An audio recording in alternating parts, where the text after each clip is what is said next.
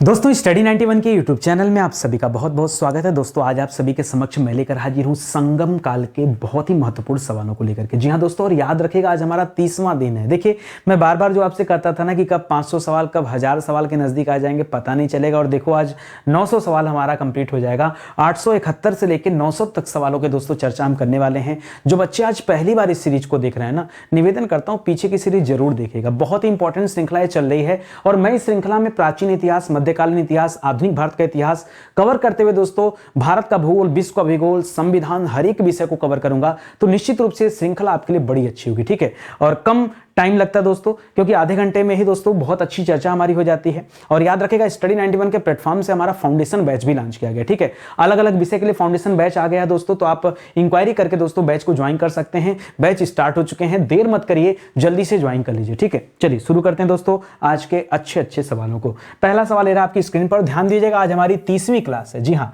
30वीं class है। पीछे के क्लास देखा नहीं देखा मुझे नहीं पता, देखिएगा जरूर से, ठीक है। 871 से लेकर 900 तक के सवाल हैं। संगम काल पर दोस्तों हम चर्चा करने चल रहे हैं। पहला सवाल जो लिखा है कि संगम काल का अर्थ क्या होता है। संगम काल का अर्थ क्या होता है। मैं आपसे कहूं ना, छोड़ो यार संगम काल छोड़ो, आप मुझे खाली इतना बता दो संगम का अर्थ क्या होता है। तो आप कहोगे सर संगम का अर्थ होता है मिलना। क्या होता है सो दोस्तों, संगम का अर्थ होता है मिलना। मैंने कहा दोस्तों काल का अर्थ क्या होता है। आपने कहा सर काल का अर्थ होता है समय। क्या होता है, समय। यानी जहां पर किसी के मिलने का कोई समय हो उसे हम क्या कहते हैं, संगम काल। लेकिन किसके मिलने की बात हो रही है, संगम काल किसके मिलने का इशारा कर रहा है। तो याद रखेगा तमिल भाषाओं के जो कवि थे ना, किसके, तमिल भाषा के विद्वानों के मिलन की बात कर रहा है। तमिल भाषा के विद्वानों के मिलन को ही दोस्तों क्या कहा जाता है, संगम काल के नाम से जानते हैं। या फिर मिलन हम कह दें, या फिर उनकी जो सभाएं हुई हैं उन सभाओं को क्या कहा जाता है,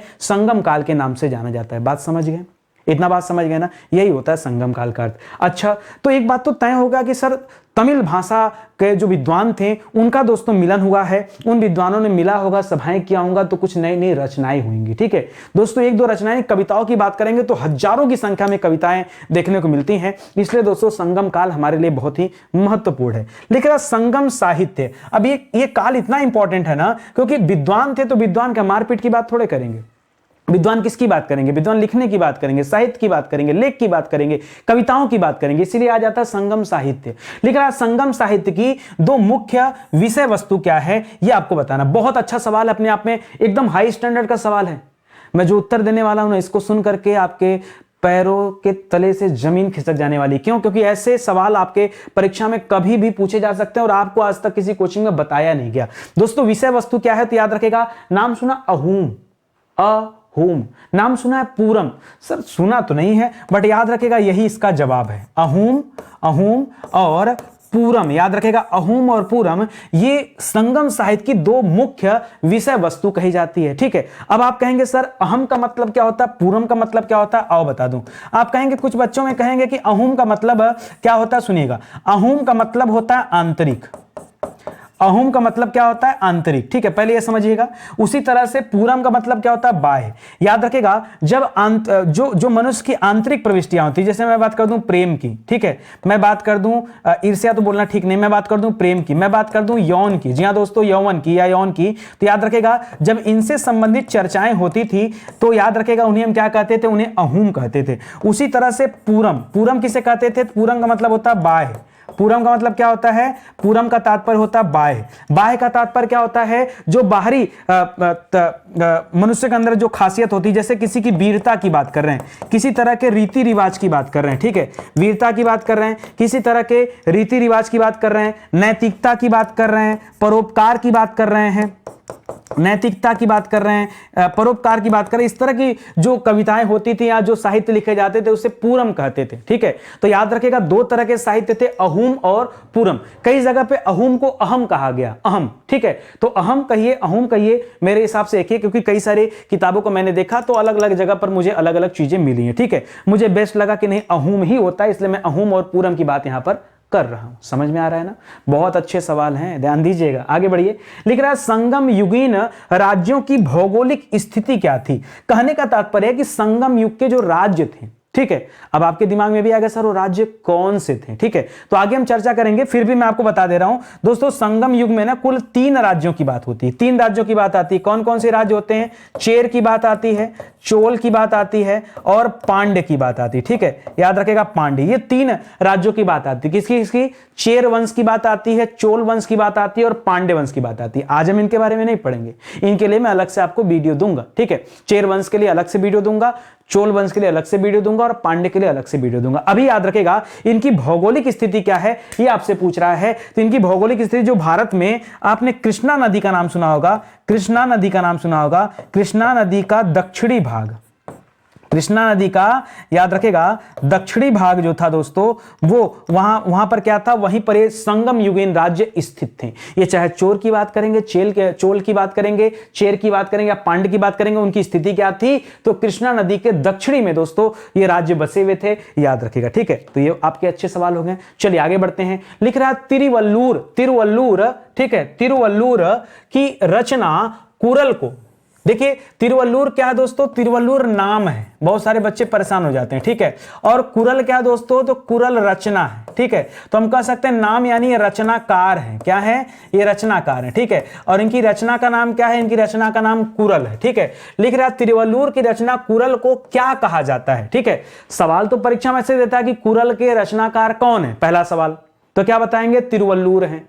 या पूछ दिया तिरुवल्लुर ने किसकी रचना की, तो क्या बताएंगे कि तिरुवल्लुर ने कुरल की रचना की। ठीक है, अब आपसे पूछ रहा दोस्तों, ठीक है, आपसे पूछ रहा है कि तिरुवल्लुर की रचना कुरल को कहा क्या जाता है, तो याद रखें दोस्तों, इसे कहा जाता है तमिल भूमि का बाइबल कहा जाता है। क्या कहते हैं?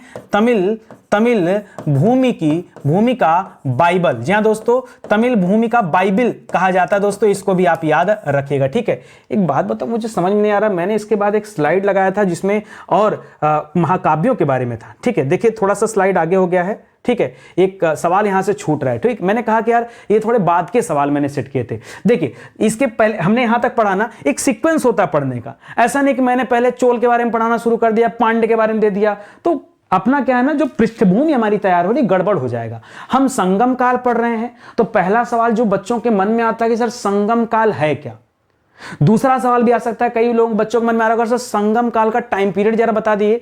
तो देखिए कई विद्वानों ने बहुत कुछ कहा, मैं आपको बता दूं, 300 ईसा पूर्व से लेकर के 300 ईस्वी के बीच का जो समय है दोस्तों, वो खास करके संगम काल के अंतर्गत रखा जाता है। ठीक है, इसको रखा जाता है संगम काल में, शुरुआती संगम काल में। लेकिन आगे जब ये बात करेंगे चेर चोल पांड्य की, तो इनके इतिहास को दोस्तों आप और आगे आएंगे तब पढ़ेंगे, इनके इतिहास को दोस्तों और बाद में आपको देखने को मिलेगा। ठीक है, तो इसको फिलहाल इसको भी याद रखेगा और इसके लिए तो मैं अलग से बताऊंगा। तो एक सीक्वेंस होता है पढ़ने का। फिर हमने संगम में यहां विद्वानों के सभाओं की बात किया, तो विषय वस्तु की बात किया, भौगोलिक स्थितियों की बात किया। अब हम क्या बात करने चल रहे हैं, लिख रहा है संगम कालीन महाकाव्य कौन से। जिस तरह से हमारे उत्तर भारत में रामायण और महाभारत महाकाव्य हैं, उसी तरह से 2 महाकाव्य यहां पर है, याद रखेगा, शिल्पादिकारकम, शिल्पादिकारकम। जी हां दोस्तों, शिल्पादिकारकम पहला याद रखेगा, शिल्पादिकारम, कारकम नहीं शिल्पादिकारम। ठीक है, शिल्पादिकारम। ठीक है, याद रखेगा, ये पहली रचना है, मोस्ट इंपॉर्टेंट। ठीक है, याद रखेगा ये महाकाव्य हैं और संगमकालीन महाकाव्य हैं, बहुत आता परीक्षा में। तो पहला क्या है, शिल्पादिकारम। दूसरा याद रखेगा मणिमेखलय। क्या याद रखेंगे, मणिमेखलय, मेखलय। जी हां दोस्तों, मणिमेखलय। ये 2 महाकाव्य हैं दोस्तों, इसको याद रखेगा।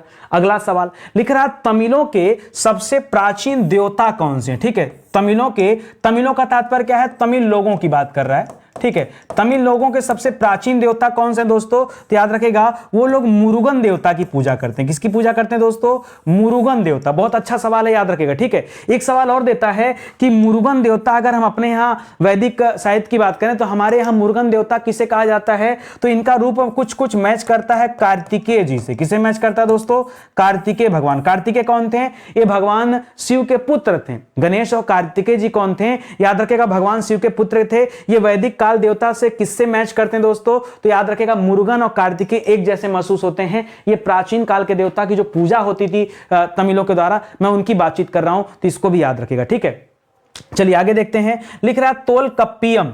तोलकप्पियम क्या है दोस्तों, बहुत अच्छा सवाल है, इसको तो स्टार लगा के दोस्तों आप याद रखना। तोलकप्पियम दोस्तों महान व्याकरण ग्रंथ है। क्या है दोस्तों, व्याकरण ग्रंथ है जो तमिल भाषा में दोस्तों लिखा गया है, तोलकप्पियम। बहुत इंपॉर्टेंट सवाल है, इसको याद रखिएगा। ये तमिल भाषा में लिखा गया सबसे पुराना काव्य है, साहित्य है, इसको याद रखिएगा। किसने लिखा दोस्तों, तोलकप्पियम लिखा किसने, यह भी सवाल आ जाता है, तो याद रखिएगा। उनका नाम भी उसी से मैच करता है, जैसे तोलकप्पियम है ना, तो याद रखिएगा तोलकप्पियर, कप्पियर, तोलकप्पियर के द्वारा तोलकप्पियम लिखा गया, ठीक है। तोलकप्पियर के द्वारा तोलकप्पियम लिखा गया है। सर बहुत बढ़िया, ये तो आपने समझा दिया। सर अगर इसी के साथ हमको ये भी बता देते कि शिल्पाधिकारम और मणिमेखलाई की रचना किसने किया था तो बड़ा अच्छा हो जाता। चलो याद कर लो, शिल्पाधिकारम के रचनाकार कौन दोस्तों, इलांगो। क्या नाम है दोस्तों, सर ये कैसा नाम है, इलांगो। क्यों, नाम से क्या रखा है भैया, ये आप साउथ इंडिया के नाम पढ़ रहे हैं, ठीक है। क्या नाम है दोस्तों,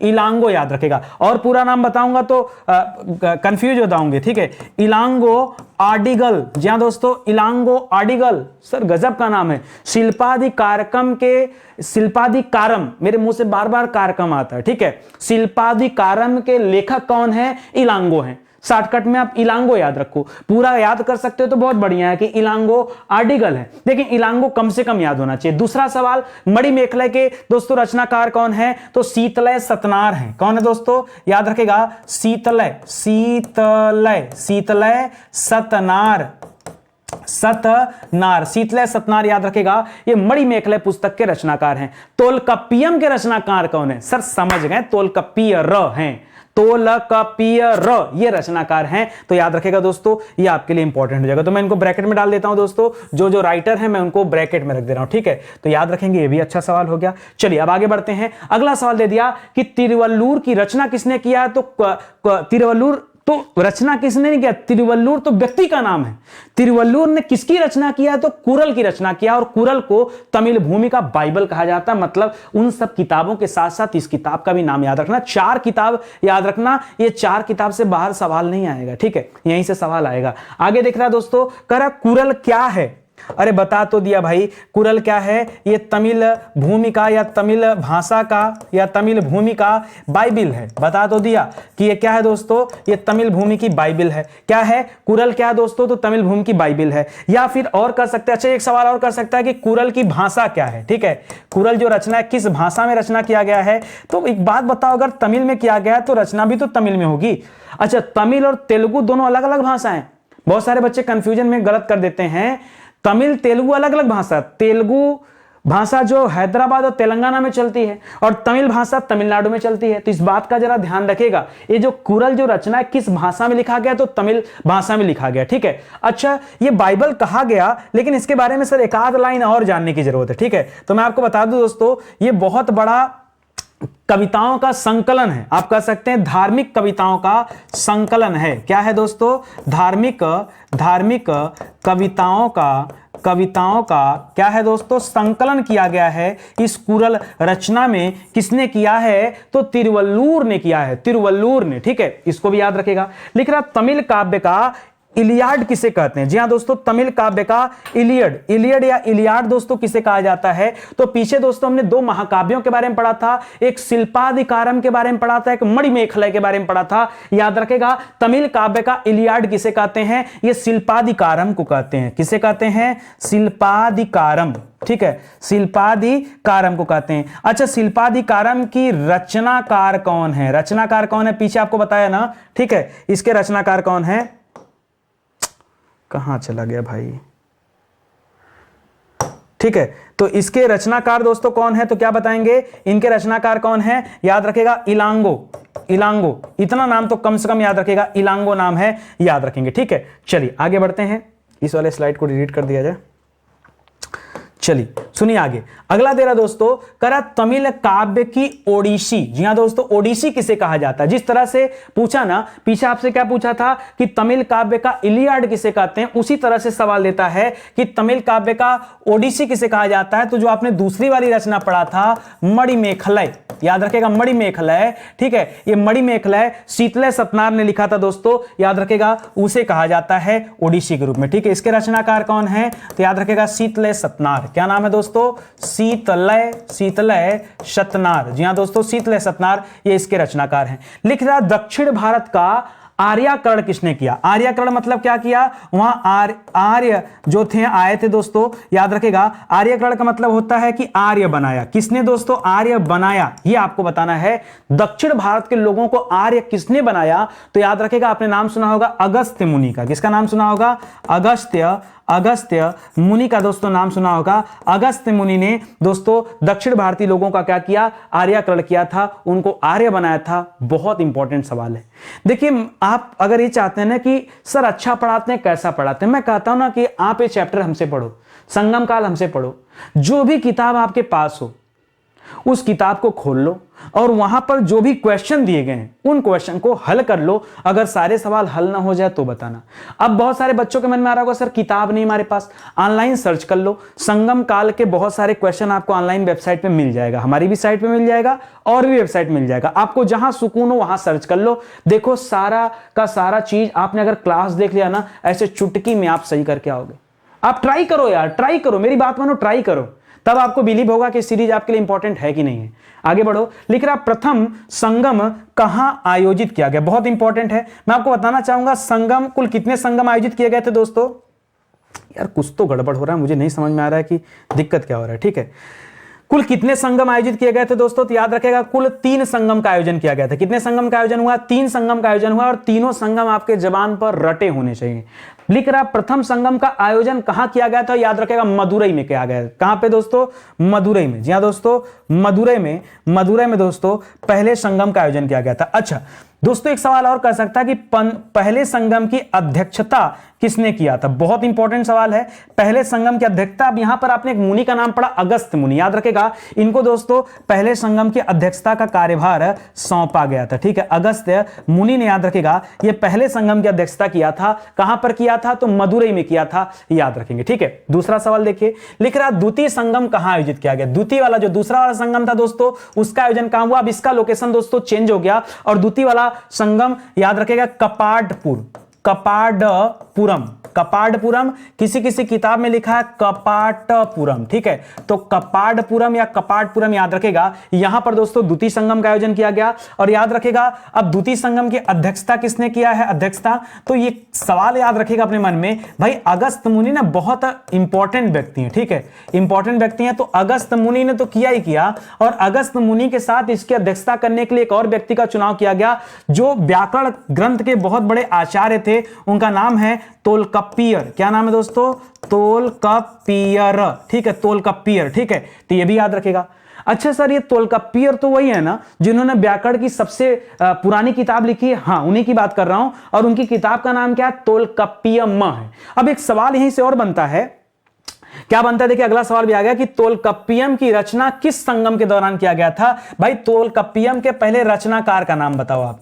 आप रचनाकार का नाम बताओ, तो आप कहोगे सर इसके रचनाकार का नाम है तोलकप्पियर, ये हैं। और दोस्तों इन्होंने किसकी अध्यक्षता किया था? तो याद रखेगा द्वितीय संगम की अध्यक्षता किया था। तो सिंपल सी बात है, जिसमें अध्यक्षता किया था उसी के दौरान रचना भी किया गया, तो कॉमन सी बात है ना, मैंने कहां कुछ कठिन आपको बता दिया, तो याद रखेगा। लिख रहा तृतीय संगम दोस्तों कहां आयोजित किया गया? जो तीसरा संगम था वो कहां किया गया? तो याद रखेगा वो भी मदुरई में किया गया था, लेकिन इसका नाम दोस्तों हमें मिलता है तेन मदुरई। क्या मिलता है दोस्तों?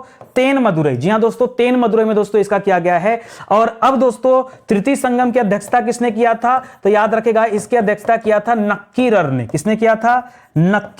नक्कीरर। जी हां दोस्तों, नक्कीरर ने दोस्तों, याद रखेगा, जो तीसरा संगम हुआ था उसकी अध्यक्षता किया था। कहां पर? तेन मदुरई में। कहां पर?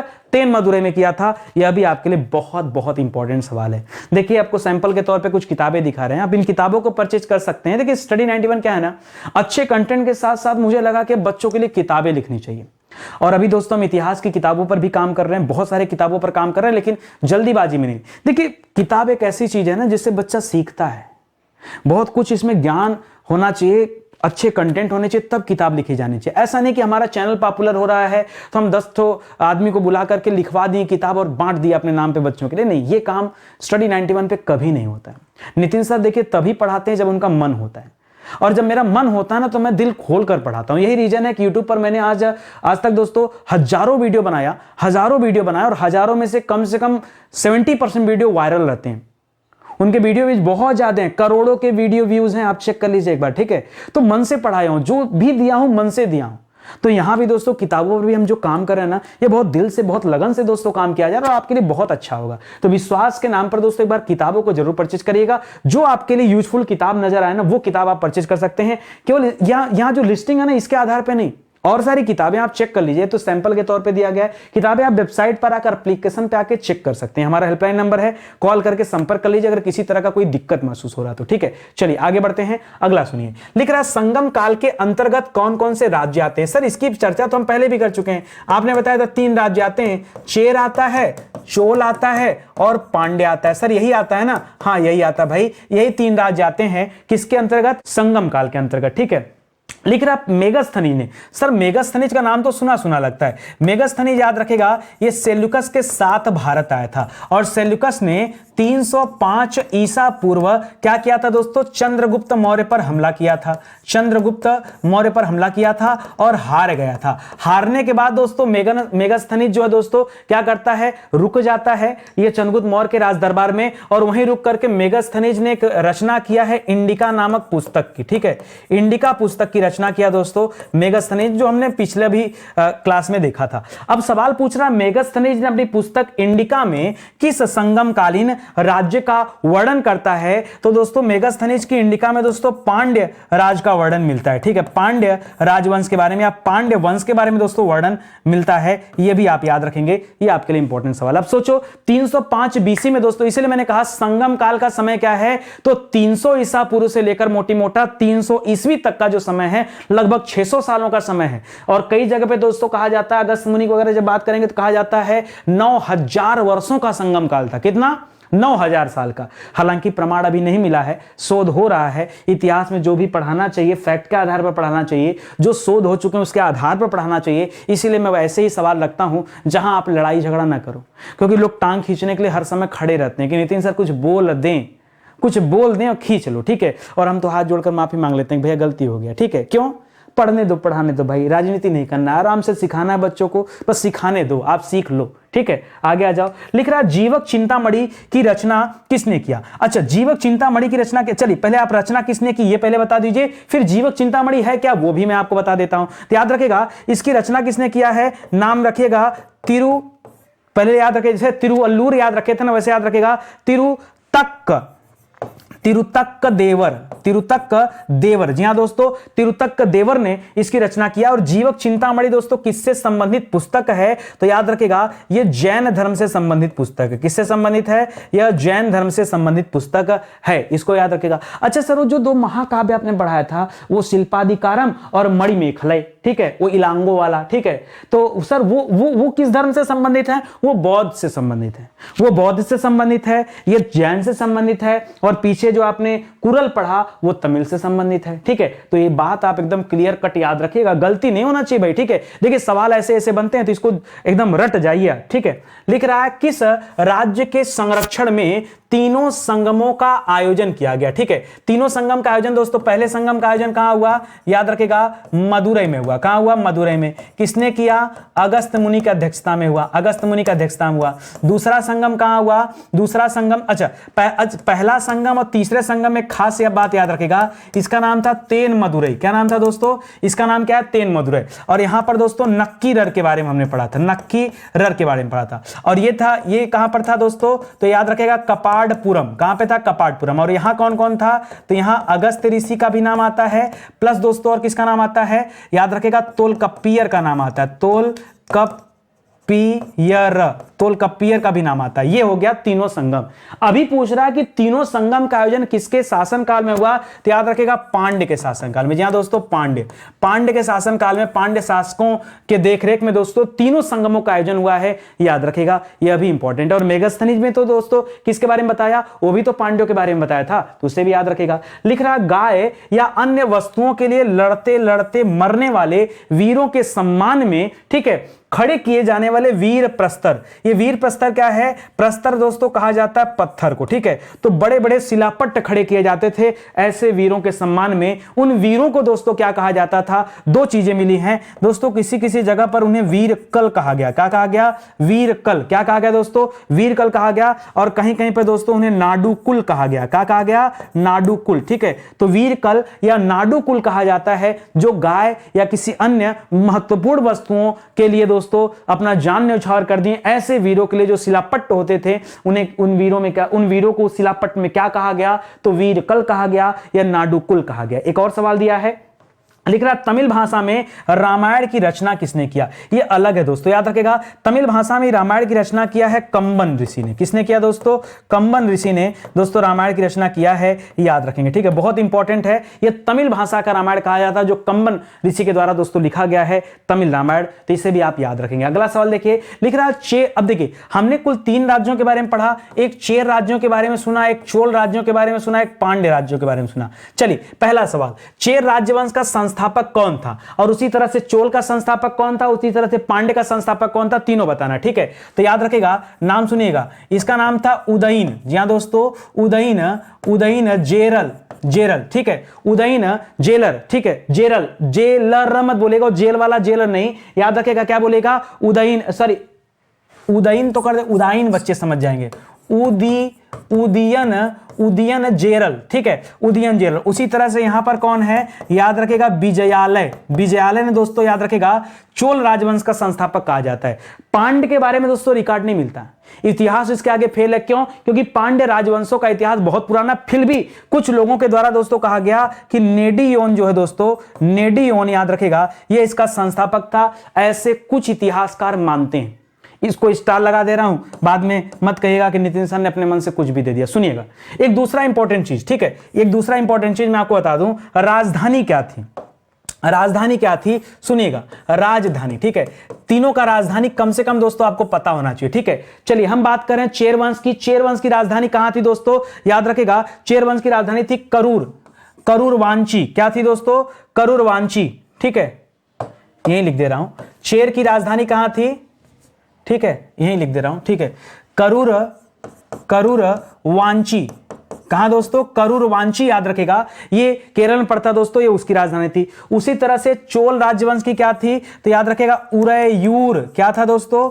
उरैयूर, ये इसकी राजधानी थी चोलों की। उसी तरह से पांड्य की राजधानी कहां थी? याद रखेगा मदुरई इनकी राजधानी थी। एक और सवाल इंपॉर्टेंट है, ठीक है दोस्तों, प्रतीक चिन्ह भी परीक्षा में पूछता है। प्रतीक चिन्ह क्या क्या था यह बताना पड़ता है आपको, तो जरा इसको भी याद रखेगा कि इसका प्रतीक चिन्ह क्या है। दोस्तों जब चेर की बात करते हैं तो उनका प्रतीक चिन्ह धनुष बाण। क्या है? धनुष बाण, ठीक है, धनुष बाण उनका प्रतीक चिन्ह है। उसी तरह से जो चोल राजवंश था उनके झंडों पर सिंह यानी बाघ देखने को मिलता है, तो यहां पर बाघ कर लीजिएगा। उसी तरह से जो पांड्य शासक थे उनके झंडों पर दोस्तों मछली राज्य के प्रतीक चिन्ह के रूप में दोस्तों बताई जाती है, तो इसको भी याद रखिएगा, ठीक है। ये 3-3 पॉइंट जरूर याद रखेगा, सवाल कहीं से कुछ भी आ सकता है, तो मेरे भाइयों इसको ध्यान से पढ़िए और अच्छे से याद रखने का प्रयास कीजिए। आगे बढ़िए, लिख रहा है संगम काल में उरैयूर। सर उरैयूर तो हमने पढ़ा, उरैयूर किसके बारे में पढ़ा दोस्तों? ये चोलों की राजधानी थी, ये चोल की राजधानी थी। और चोल राजवंश का संस्थापक कौन था? तो हमने पढ़ा सर विजयालय था। कौन था? विजयालय था, ठीक है, विजयालय संस्थापक था। क्या था? संस्थापक था, यह भी आप याद रखेंगे। अच्छा, लिख रहा है उरैयूर दोस्तों किसके लिए फेमस था संगम काल में? तो याद रखेगा दोस्तों एक कपास के व्यापार का बहुत बड़ा केंद्र था, कपास के व्यापार का केंद्र था, इसीलिए दोस्तों उरैयूर को जाना जाता था, यह भी आप याद रखेगा। लिख रहा है स्ट्रैबो। सर स्ट्रैबो तो बहुत बड़ा इतिहासकार है, विदेशी इतिहासकार है, हाँ उसी की बात कर रहा हूं। लिख रहा है स्ट्रैबो के अनुसार संगम युग के किस वंश के शासक ने रोमन सम्राट, जी हां दोस्तों, रोमन राजा के दरबार में 20 ईसा पूर्व अपना दूत भेजा था? भाई उस पूछ रहा किस संगम काल का कौन सा वंश था? तो याद रखेगा पांड्य शासकों के द्वारा दोस्तों भेजे गए थे, ठीक है। पांड्य शासक याद रखेगा, यही सबसे पुराने हैं, ठीक है। चोल चेर पांड्य में याद रखेगा पांड्य सबसे पुराने, और उन्होंने रोमन दरबार में दोस्तों 20 ईसा पूर्व क्या भेजा था, अपना राजदूत भेजा था। लिख रहा है मुजरिस किस राज्य का प्रमुख बंदरगाह था। मुजरिस दोस्तों एक बंदरगाह है, और यह किस राज्य का बंदरगाह है, तो चेर राज्य का दोस्तों बंदरगाह है, ठीक है। चेर राज्य का यह बंदरगाह है, याद रखेगा, ठीक है। और इसमें हमने किसके बारे में पढ़ा था दोस्तों, उदयन जेरल के बारे में पढ़ा था, ठीक है। इसका संस्थापक कौन है, उदयन और जेरल, उदयन जेरल, यही क्या है दोस्तों, संस्थापक है, तो इसको भी याद रखेगा। आगे बढ़िए, लिख रहा है किसके बारे में यह कहा जाता है कि जितनी जमीन में एक हाथी लेट सकता है, उतनी जमीन में 7 आदमियों का पेट भर सकता है। किसके बारे में दोस्तों कथन कहा गया है, तो याद रखेगा कावेरी नदी डेल्टा के बारे में कहा गया, कावेरी नदी डेल्टा के बारे में कथन कहा गया है कि याद रखेगा हाथी कितने, इतना जगह चाहिए सोने के लिए, और उतने आदमियों में 7 आदमियों का पेट भर जाएगा, मतलब बहुत बढ़िया खेती यहां होती थी। कावेरी नदी डेल्टा में फसलों का उत्पादन बहुत ज्यादा होता था, तभी तो कथन कहा गया इतने से छोटे से जगह में एक हाथी जितना लेट जाए, उतने छोटे जगह में 7 आदमियों का अगर पेट भर जा रहा है, बहुत बड़ी बात है, तो याद रखेगा। संगम कालीन साहित्य में कोन, को और मन्नन ये किसके लिए शब्द यूज होते थे, तो याद रखेगा ये महाराजा के लिए शब्द यूज किया जाता था, ठीक है। महाराज के लिए शब्द यूज होता था, महाराज को कौन कहा जाता था, को कहा जाता था, या मन्नन भी कहा जाता था, इसे भी याद रखेगा। कपाटपुरम दोस्तों वही जगह है जहां पर द्वितीय संगम का आयोजन किया गया, द्वितीय संगम का आयोजन किया गया था, ठीक है। अच्छा, द्वितीय संगम का आयोजन की अध्यक्षता दोस्तों किसने किया था, तो इसकी अध्यक्षता में 2 व्यक्ति थे। कौन कौन थे, एक तोलकप्पियर थे, और दूसरा कौन था दोस्तों, अगस्त्य मुनि भी थे। कौन थे, अगस्त्य मुनि भी थे, ठीक है। अच्छा, एकमात्र शेष ग्रंथ कौन है, ये तो हम बता ही चुके हैं, उस ग्रंथ का नाम क्या है, तोलकप्पियर है। क्या है, तोलकप्पियम, ठीक है। र तो दोस्तों व्यक्ति हैं, और म में क्या है, ग्रंथ है, तोलकप्पियम, ये व्याकरण का बहुत बड़ी ग्रंथ माना जाता है, ये एकमात्र शेष ग्रंथ है, पीछे भी हम चर्चा कर चुके हैं, ठीक है। तो संगम काल अगर आप पढ़ रहे हैं ना, तो कम से कम इतने सवालों को ध्यान में रखिएगा, और यहीं पर आपका संगम काल समाप्त हो जाएगा। आगे की क्लास में दोस्तों मैं आपको पांड्य राजवंश के बारे में सवाल भी कराऊंगा, चेर चोल भी कराऊंगा, ठीक है। तो चलिए आज की क्लास समाप्त होती है। ऐसे विषय जो पूरी तरह से यूट्यूब पर पढ़ा दिए गए दोस्तों, ये उन्हीं का हैंड रिटन नोट्स हैं, आप चाहें तो परचेज कर सकते हैं, और इसके माध्यम से भी आप तैयारी अपनी आगे बढ़ा सकते हैं, ठीक है। तो उम्मीद करता हूं क्लास अच्छा लगा होगा। मिलते हैं दोस्तों अगले लेक्चर में, तब तक के लिए बहुत बहुत धन्यवाद आपका। एक निवेदन और आपसे है, अगर क्लास अच्छी लगी हो तो प्लीज एक कमेंट जरूर करिए, और वीडियो को लाइक कर दीजिए प्लीज। आप चाहे जब क्लास देख रहे हैं एक कमेंट जरूर करिएगा दोस्तों, मैं इंतजार करूंगा आपके कमेंट का, ठीक है। और क्या फर्क पड़ता है कि नितिन सर इंतजार करें, है कि नहीं, चलो कोई बात नहीं, जैसे आपकी मर्जी। मेरा जो मानना होता है, मेरा जो मन होता है, मैं कह देता हूं, बाकी आपकी मर्जी, ठीक है। तो मिलते हैं दोस्तों अगले लेक्चर में, तब तक के लिए धन्यवाद। जय हिंद, जय Bharat, thank you so much.